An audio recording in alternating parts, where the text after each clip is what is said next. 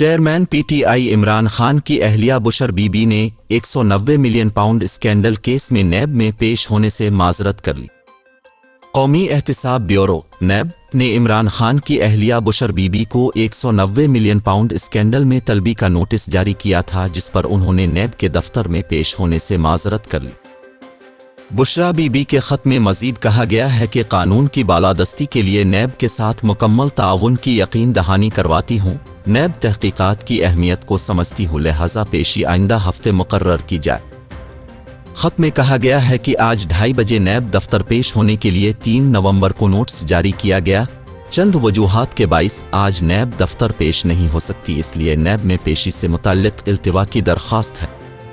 बुशरा बीबी के ख़त में मज़ीद कहा गया है कि कानून की बालादस्ती के लिए नैब के साथ मुकम्मल ताउन की यकीन दहानी करवाती हूँ। नैब तहकीकात की अहमियत को समझती हूँ, लिहाजा पेशी आइंदा हफ्ते मुकर्रर की जाए।